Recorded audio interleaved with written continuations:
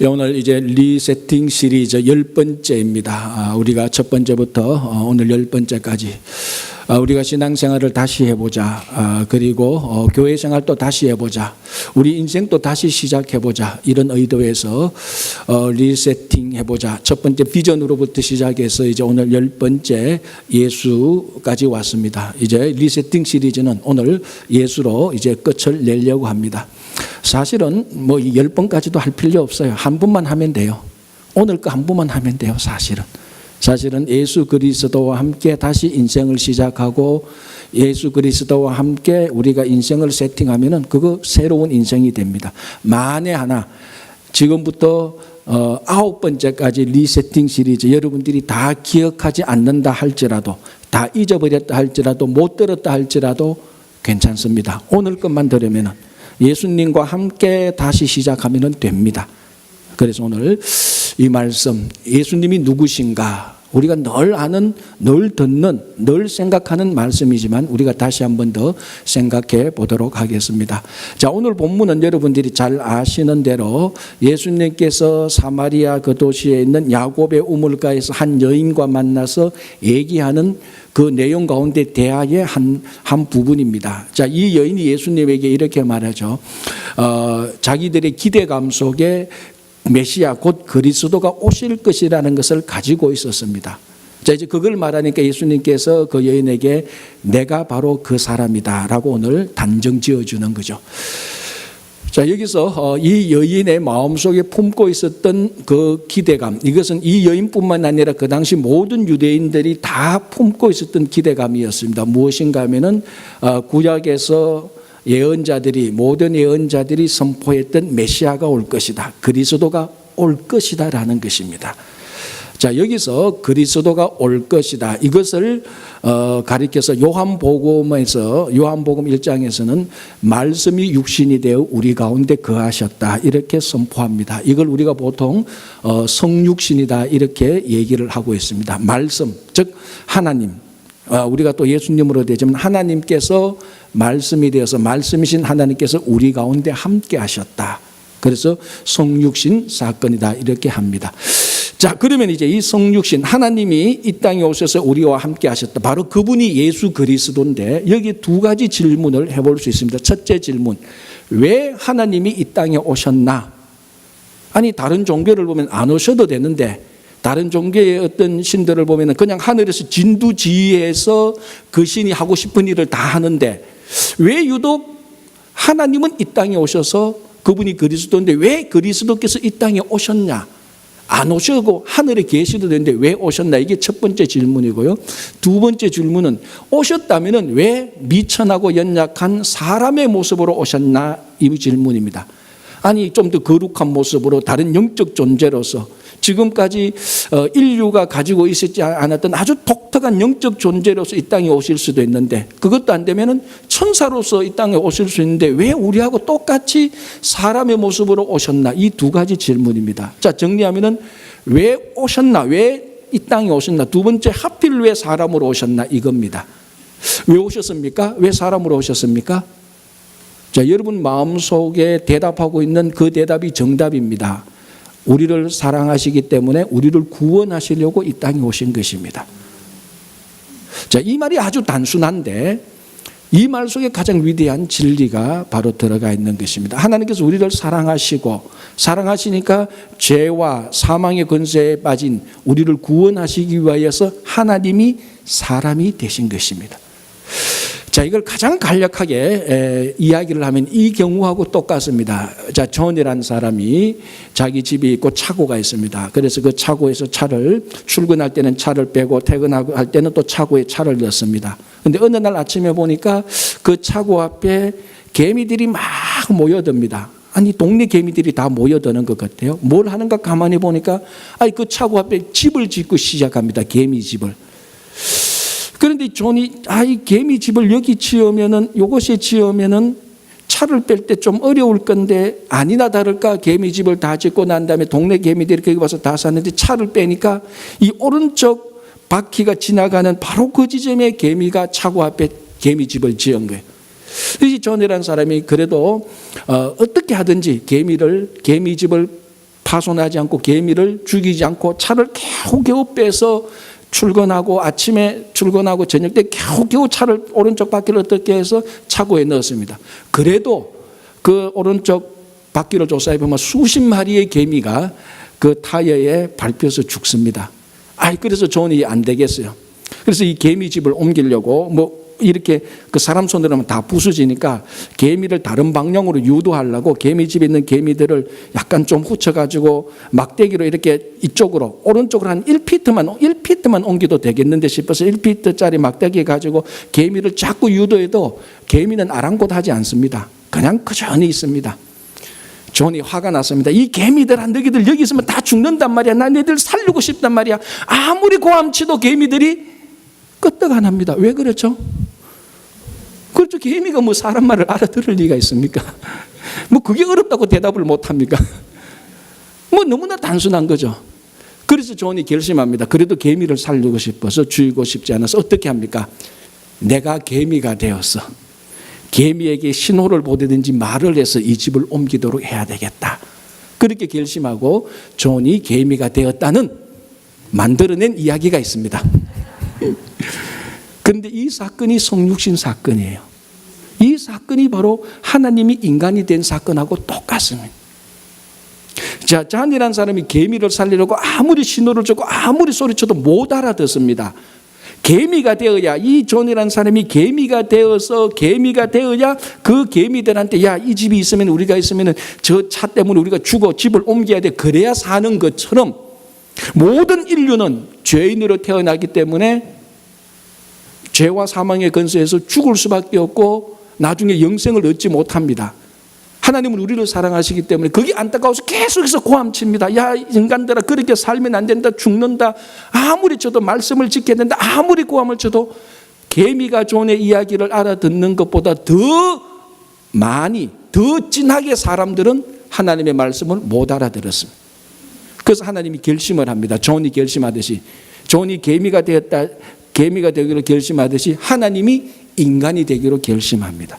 그래서 하나님이 사람이 되어서 이 땅에 오셔서 사람과 말을 하고 함께 식사를 하고 구원의 길을 가르치고 설교를 하고 병자들을 고쳐주고 급기야는 모든 인류의 죄를 이분이 짊어지시고 십자가에 달려 돌아가시고 부활하십니다. 이분이 바로 예수 그리스도입니다. 이 사건을 가르쳐서 우리는 바로 성육신 사건이라고 말합니다. 이 사건 때문에 이 땅에 오신 예수 그리스도, 이분 때문에 우리가 구원이 무엇인가를 알게 되고, 이분 때문에 구원의 길을 찾게 되고, 이분 때문에 영원한 생명을 얻게 된 것입니다. 이 시초의 사건이 바로 성육신 사건이라는 것입니다. 이 성육신 사건을 보면 크게 두 가지를 알 수 있습니다. 그래서 우리는 성육신 하신 예수 그리스도를 통하여서 하나님을 볼 수 있습니다. 자, 원래 우리 구약 성경을 보면 하나님은 보이지 않는 존재입니다. 지금까지도 보이지 않지만은 여전히 계십니다. 그러나 사람들은 보이지 않는 것은 믿지 않습니다. 오죽했으면 백문이 불여일견이라고 말을 했겠습니까?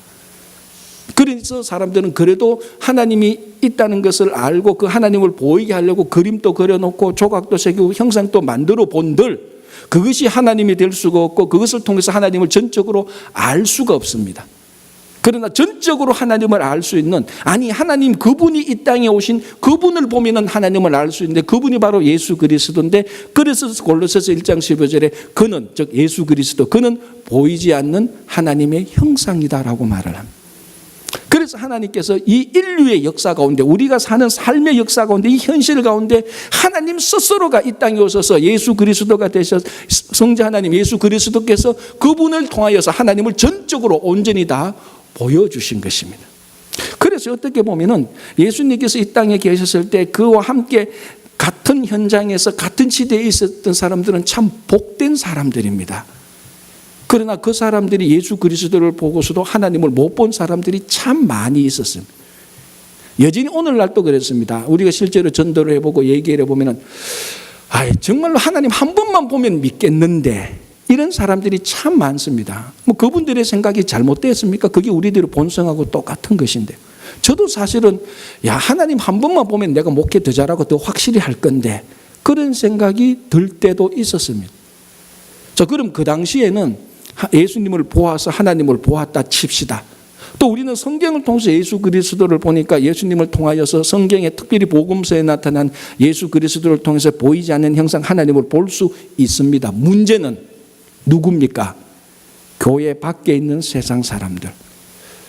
여전히 이분들은 하나님을 보고 싶어는 하는데 하나님을 볼 길이 없습니다. 그래서 우리가 전도하면서 성경을 보십시오. 성경에 나타난 예수님을 보시면 하나님을 볼 수 있습니다. 아무리 해도 그 사람들 자체의 믿음이 없기 때문에 성경을 봐도 예수를 봐도 이 사람들을 통하여서 하나님을 볼 수가 없습니다. 어떻게 해서 우리가 세상 사람들에게, 교회 밖에 있는 사람들에게 하나님을 보이게 할 수 있습니까? 이제는 우리를 통해서 하나님을 보도록 해야 되는 것입니다. 그래서 한때는 예수 믿는 사람을 우리를 작은 예수라고 불렀습니다. 예수를 통하여서 보이지 않는 하나님의 형상을 보았듯이 이제는 이 시대에 예수 그리스도를 믿는 성도들 작은 예수를 통하여서 세상이 작은 예수를 통하여서 하나님의 형상을 볼 수 있도록 해야 되는 것입니다. 그런데 슬프게도 어떨 때는 오히려 우리가 예수 그리스도의 형상을 막기도 하고 가리기도 할 때가 있습니다. 참 슬픈 이야기죠. 그러나 여전히 우리는 다시 한번 인생을 시작하면서 교회 생활을 시작하면서 교회 밖에 있는 사람들에게 나가서 우리가 부족하지만 그래도 우리를 통하여서 친구 교회를 통하여서 보이지 않는 하나님의 형상을 보도록 해야 되는 것입니다. 내 말을 통해서 내 행동을 통해서 내 표정 하나하나를 통해서 우리 교회 공동체의 삶을 통해서 우리가 직장에서 일하는 것들을 통해서 보이지 않는 하나님의 형상을 보도록 해야 되는 것이 우리에게 맡겨진 작은 예수에게 맡겨진 귀중한 책임입니다. 자, 이 성육신을 통하여서 하나님의 사랑이 완전히 드러났습니다. 여러분 한번 생각해 보십시오. 우주의 창조자 온전하고 완벽하게 거룩하신 하나님께서 우리를 구원하시기 위하여서 이 땅에 친히 오셨습니다. 이는 우리가 상상할 수 있는 어떤 상상보다도 더 위대한 이야기입니다. 그분이 처음 오셔서 이 땅에 이 인류에게 첫 번째 부닥친 접촉점이 마구간에 있는 말구유였습니다.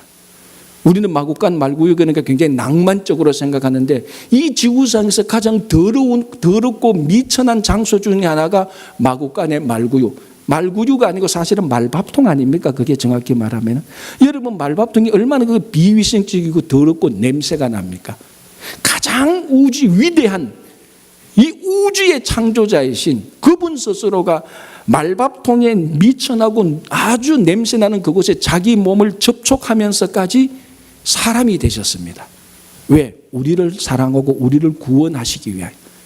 그것만 답니까? 30년간 생애를 마치고 3년간 하나님 나라를 위하시고 아무 죄도 없는데 우리 죄를 걸머지시고 십자가에 달리시기 전까지 조롱과 멸시와 모욕을 다 받으시고 급기야는 십자가에 달려 돌아가시기까지 했습니다. 이렇게 한 이유가 뭡니까? 딱 하나입니다. 우리를 사랑하기 때문에. 하나님의 본질은 사랑이기 때문에. 그래서 사랑하면은 하나님을 볼 수가 있는 것입니다. 요한일서 4장 12절에서 사도 요한이 뭐라고 말합니까? 원래부터 하나님을 본 사람이 없으되 우리가 서로 사랑하면 우리 안에 하나님이 함께 한다고 말을 했습니다.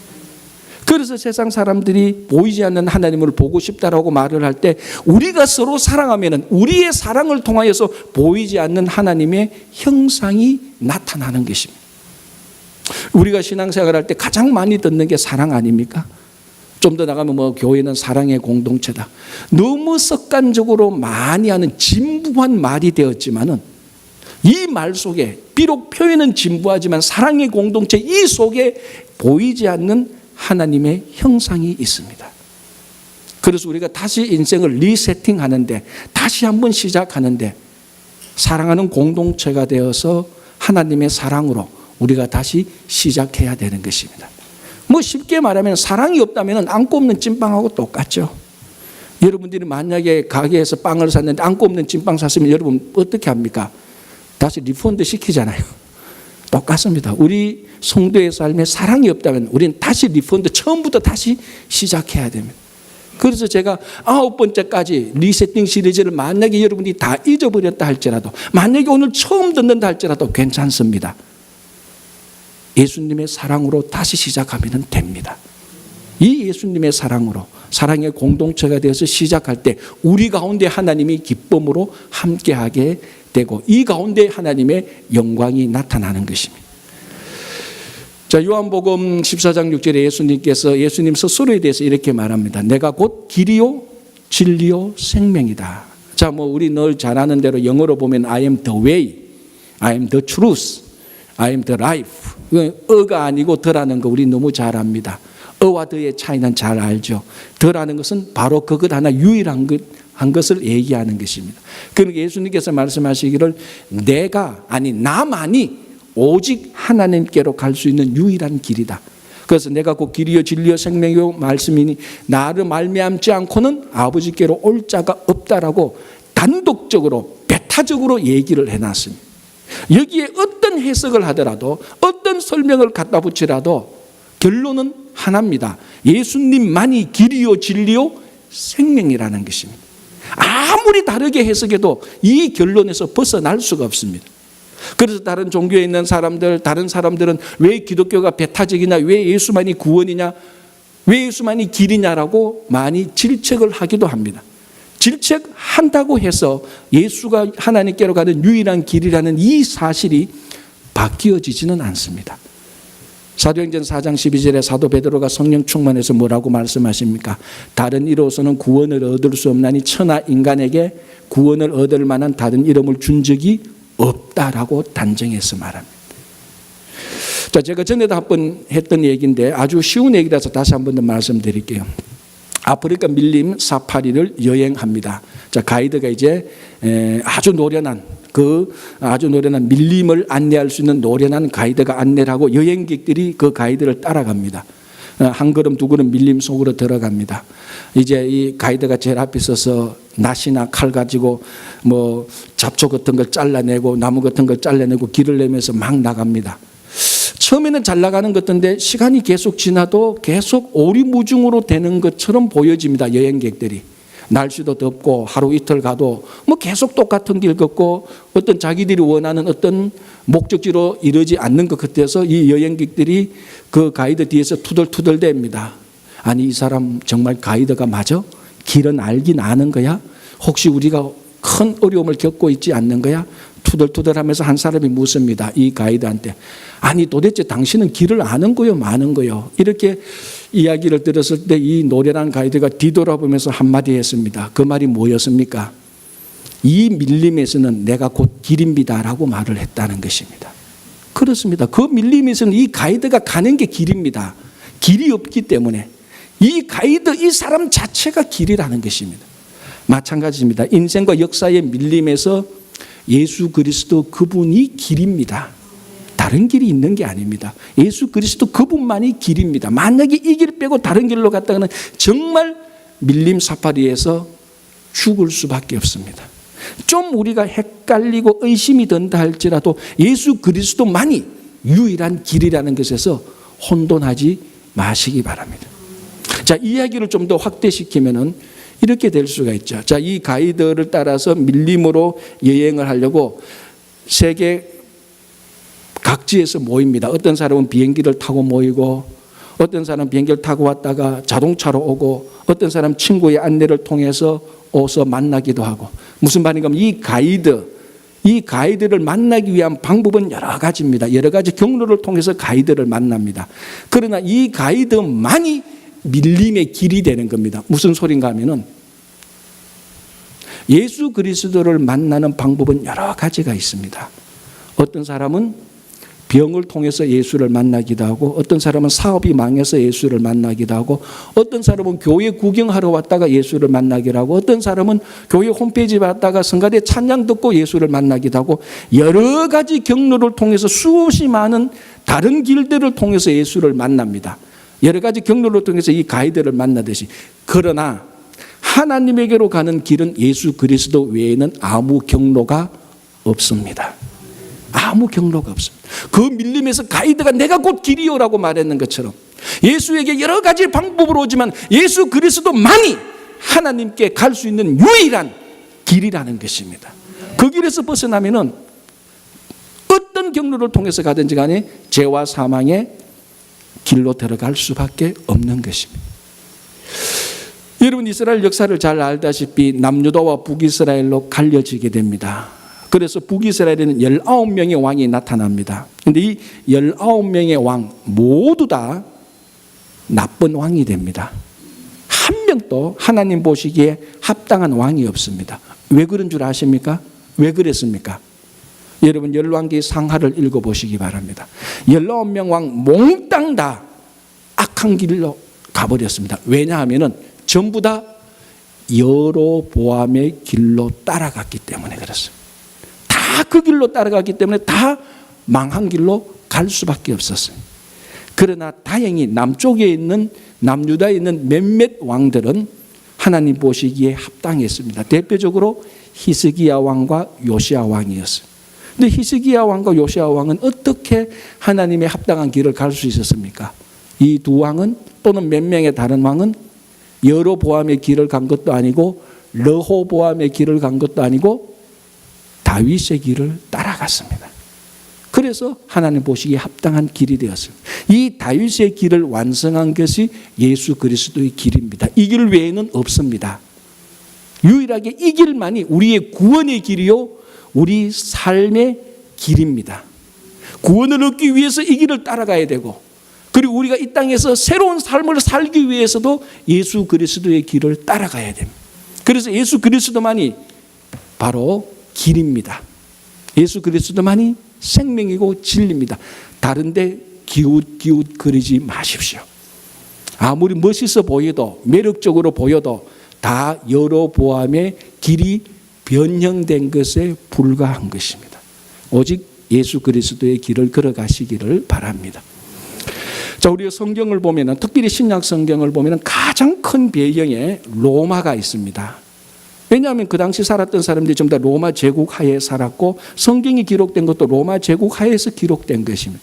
그래서 이 로마를 벗어나고 성경을 읽을 수가 없는데, 그래서 제가 로마 이야기를 좀 해보려고 합니다. 아주 간단하게. 어디서부터 시작하는가 하면은 줄리어스 시저부터 시작하면 좋겠죠. 줄리어스 시저. 시오노 나나미의 로마인 이야기를 읽어보면은 천재 중에 천재가 줄리어스 시저였습니다. 어떤 정치가도, 어떤 왕도, 어떤 장군도 그 작가에 의하면 줄리어스 시저를 역사적으로 능가할 수 있는 사람은 아무도 없었다고 표현하고 있습니다. 그 사람의 생각입니다. 그런데 이 줄리어스 시저가 일찍 죽게 되죠. 배반당해서 죽죠. 우리가 너무 잘 아는 브루투스, 너마저도. 바로 이 말이 배반당해서 죽을 때 했던 말입니다. 그런데 이 줄리어스 시저가 죽기 전에 이미 후계자를 정해놓습니다. 그 후계자가 옥타비아누스입니다. 근데 옥타비아누스가 19살 때 줄리어스 시저가 죽고 옥타비아누스가 줄리어스 시저에 앉게 됩니다. 그러나 이 줄리어스 시저는 천재 중에 천재였는데 반해서 그 후계자 옥타비아누스는 그만큼 천재가 아닙니다. 너무 보통 사람들보다는 훨씬 뛰어났지만은 줄리어스 시저에 비해서는 평범한 사람에 불과하지만 지독한 노력가입니다. 그래서 이 옥타비아누스는 결심을 하게 됩니다. 내가 지독하게 노력해서 줄리어스 시저보다 더 위대하게 되겠다고 생각을 합니다. 그런데 실제로 그 로마인 이야기에 나오는 나나미의 평가에 의하면은 줄리어스 시저보다 옥타비아누스가 더 위대한 황제가 되었다라고 말을 합니다. 자, 이 옥타비아누스의 인생을 보면은 결정적으로 위대한 사람의 길로 들어가게 되는 결정적인 사건이 악티움 해점이죠. 악티움 해점에서 우리가 잘 아는 안토니우스의 파트너 클레오파트라가 안토니우스하고 같이 사랑에 빠지고 전쟁, 그 나라를 돌보지 않을 때 전쟁을 해서 이 옥타비아누스가 그 전쟁에서 이기게 됩니다. 이제 정권을 쥐게 되는 거죠. 이때 로마 원로원들이 옥타비아누스에게 위대한 호칭을 붙여줍니다. 그 호칭이 뭡니까? 그게 우리가 잘 알고 있는 아우구스투스입니다. 그래서 여러분들이 로마 역사를 보면 아우구스투스라고 말할 때 이 아우구스투스는 로마 원로원이 붙여진 호칭이지 원래 이름은 옥타비아누스죠. 그래서 아우구스투스에서 오거스트, 지금의 8월, 달력 있는 8월이라는 오거스트의 이름도 거기서 나온 겁니다. 아우구스투스는 그 뜻은 존엄한 자라는 뜻인데 이것은 사실은 사람에게 붙이는 호칭이 아닙니다. 신적인 존재에 붙이는 호칭입니다. 즉 로마 원로원들이 가만히 보니까 이 옥타비아누스가 정권을 쥐게 되니까 이제 이 사람한테 잘 보여야 됩니다. 그래서 아우구스투스 존엄한 자라고 이름을 붙여서 사실은 아부성으로 붙여준 호칭입니다. 이때부터 이제 옥타비아누스는 아우구스투스가 됩니다. 존엄한 자가 되어서 정치를 하고 전쟁을 하고 나라를 다스리는데 로마 역사상 그만큼 위대한 황제가 없었던 것이죠. 그래서 이 아우구스투스는 로마 사람들로부터, 로마 신화로부터, 로마의 문학가들로부터 살아있는 신으로 불리어집니다. 아마 모든 로마 사람들이 아우구스투스를 신이라고 막 칭송하니까 아우구스투스도 내가 진짜 신이 아닐까라고 이런 생각을 했던 것이 저의 생각입니다. 제 생각에, 여러분 한번 생각해 보세요. 모든 사람들이 신이라고 말할 때 내가 정말 신인갑다라고 생각할 수가 있겠죠. 그만큼 전 로마가 아우구스투스에게 찬양과 경배를 드렸습니다. 그래서 사람들은 이 아우구스투스가 로마를 세계의 무질서와 혼란에서 구원하신 사람이라고 말을 하면서 이 아우구스투스에게 구원자, 세이비어라는 이름을 붙여줍니다. 그래서 아우구스투스는 로마의 구원자가 됩니다. 그리고 이 로마의 아우구스투스가 로마를 구원했다, 무질서 혼란에서 구원했다는 이 사실, 그리고 아우구스투스가 로마를 가장 아름다운 유토피아로 인도해 나가고 인도했다는 이 사실, 이것을 가리켜서 로마 사람들은 복음이라고 말을 했습니다. 이걸 로마 사람들은 복음이라고 생각했습니다. 아우구스투스가 혼란과 무질서에서 로마를 구했다. 이게 복음이라고 생각을 했고, 그래서 아시다시피 로마에는 많은 로마 황제 숭배 사상을 했습니다. 로마 제국에 있는 큰 도시들마다 황제 신상을 생겨서 숭배하도록 제사 드리도록 합니다. 그때 로마 황제의 제사 드리는 행위, 그것을 가리켜서 경건이라고 말을 합니다. 우리가 생각하는 경건은 기도도 열심히 하고 하나님의 말씀에 순종하려고 하고 가난한 사람을 돕고, 이걸 경건이라고 생각하는데 원래 경건은 그게 아니고 로마 황제에게 제사 드리는 행위, 그걸 로마 사람들은 경건이라고 말을 했습니다. 여러분 보십시오. 아우구스투스가 세이비어 구원자고, 아우구스투스에 관한 말이 복음이고, 아우구스투스에게 와서 황제에게 와서 경배하는 게 경건입니다. 그래서 그 당시 로마 제국에서는 유명한 두 가지 구호가 있습니다. 그 첫 번째 구호가 뭐냐면 케사르가 시저죠. 케사르는 로마 황제의 호칭입니다. 그러니까 줄리어스도 시저고, 줄리어스도 케사르고, 아우구스투스도 케사르입니다. 애굽의 왕을 바로라고 호칭하는 것처럼 로마의 황제를 케사르 또는 시저라고 말을 하죠. 그래서 로마 황제에 어떤 얘기가 있었는가 하면은 케사르 외에는 구원을 얻을 만한 다른 이름이 없다. 이게 로마에 있었던 첫 번째 구호였습니다. 케사르 외에는 구원을 얻을 만한 이름이 없다. 어디서 들어봤죠? 어디서 들어봤습니까? 성경에서 사도행전, 아까 제가 앞에서 말씀드린 사도행전 4장 12절에서 베드로가 했던 말, 다른 이름으로는 구원을 얻을 수 없나니 천하인간이 구원을 얻을 만한 이름을 우리에게 준 적이 없다. 이 말은 베드로의 아이디어가 아니고 베드로가 표절한 것입니다. 사실은 우리가 이 말 쓸 때는 사실은 저작권 내야 돼요. 로마에게. 왜? 원래 로마에서 그 말을 만들어냈으니까. 그래서 케사르 대신에 케사르를 뺀 거예요. 이게 첫 번째 구호고, 두 번째 구호는 케사르가 우리의 주님이다라는 것이었습니다. 그러니까 로마의 황제가 우리의 주인이시다. 이게 두 번째 구호입니다. 여러분, 예수님이 우리의 주님이다. 이거하고 성경에 나온 거죠. 이 두 가지가 로마에서 유행했던 두 주제인데 이게 다 성경에 나오는 거예요. 사실은 우리가 말한 예수는 주님이다. 이것도 표절이에요. 사실은. 이 말 할 때마다 또 저작권을 내야 될 판이에요. 사실. 중요한 것은 표절이다 아니다가 아니고 로마 황제가 그리고 케사르가 예수님으로 대체됐다는 게 중요한 겁니다. 초대교회인들이 예수님을 경험하고 예수님을 만나고 예수님의 말씀을 듣고 그 사도들의 삶에 동참하고 교회 공동체에 동참하면서 예수님을 경험해 보니 케사르가 우리의 주인이 아니고 이 예수님이 내 인생의 주인이구나라는 것을 고백하게 됩니다. 그리고 케사르 외에는 구원받을 만한 이름이 없다고 했는데 예수를 만나고 예수를 믿게 보니까 예수 이름 외에는 구원을 얻을 만한 이름이 없다는 것을 고백하게 됩니다. 그래서 로마 황제를 그 자리에서 내리고 예수 그리스도를 그 자리에 올린 겁니다. 그래서 예수가 우리의 주요, 예수 외에는 구원을 얻을 만한 이름이 없다라고 선포하게 된 겁니다. 무슨 일이 일어났습니까? 자기들의 주인을 바꾸어 버렸습니다.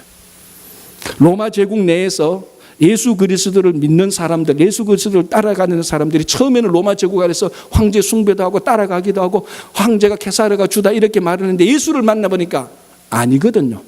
우리 인생의 내 삶의 주인을 확 바꿔버렸습니다. 황제 대신에 예수로 바꿔버렸습니다. 그리고 난 다음에 자기들이 살아가는 삶이 현실에서는 로마 제국이지만 자기 삶의 목적은 하나님의 나라로 바꾸어지게 된 것입니다. 무슨 말이냐? 한 사람의 인생에 있어서 주인을 바꾸면 다 바뀌집니다. 세상이 바뀌어집니다. 그래서 로마 이야기를 제가 이렇게 오래 한 겁니다. 여러분, 주인을 바꾸면 세상이 바뀝니다. 주인을 바꾸면 내 인생도 바뀌는 거지요. 초대 교인들은 주인을 싹 바꿔버렸습니다. 미국 오기 전에 제가 들었던 얘기는 유행가 대중가요인데 그게 뭐 정확히 몇 년은 모르겠는데 그래서 제가 어제 인터넷을 한번 찾아봤습니다. 노래 제목이 바꿔라는 노래예요. 제가 쭉 찾아보니까 이게 참 요즘 인터넷이 좋아요. 그런 자료는 금방 찾거든요. 보니까 한국의 여자 가수가 불렀던 노래인데 이게 제목이 바꿔인데요. 춤을 추면서 아주 잘하더라고요. 노래도 잘하고. 그래서 제가 그 가사를 쭉 봤습니다. 그래서 제가 뭐 이걸 좀 알려주려고요. 뭐 제가 노래 부를 건 아니고 춤출 것도 아니고 그건 기대하지 마시고 거기 후렴구에 이렇게 되어 있습니다. 후렴구를 제가 읽어드릴게요. 뭐 앞에 1절이 저는 모르고 후렴구가 이렇게 되어 있습니다. 바꿔 내 모든 걸 다 바꿔 사랑도 다 바꿔 거짓은 다 바꿔 세상을 다 바꿔. 전형적인 유행가 가사예요. 그죠? 요 후렴구에 바꿔라는 단어가 13번 나옵니다. 바꿔 가만 보니까 주문 외우는 것 같아요. 굉장히 묘하게 사람을 끄는 가사예요. 누가 뭐 작사 작곡했다 그건 관심인데 가사 관심 없죠. 내용이 중요하죠. 사랑도 바꾸고 거짓도 바꾸고 세상도 바꾸고 전형적인 우리 유행가 가사예요. 여러분, 사랑도 바꾸고 거짓도 바꾸고 세상을 바꾼다고 바꿔집니까? 안 됩니다. 바꿔질 것 같으면 이런 가사가 나오지도 않았죠. 사실은 이 세상을 바꾸는 것은 사랑도 바꾼다고 해서 세상이 바뀌는 것도 아니고 거짓을 바꾼다고 해서 세상이 바뀌는 거 아닙니다.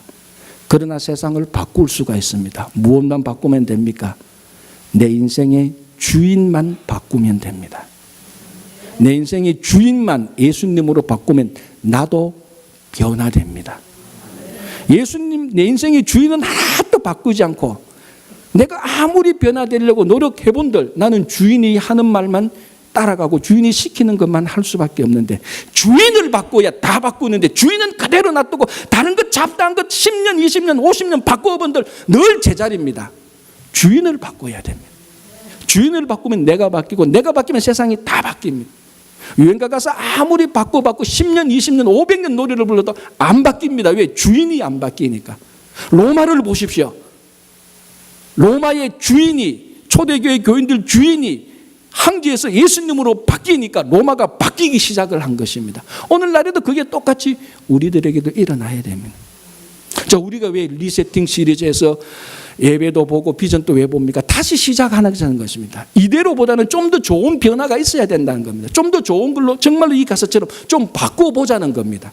다른 거 다 바꿔도 내 인생의 주인 예수를 안 바꾸면 아까도 말했죠. 안 꼽는 찐빵입니다.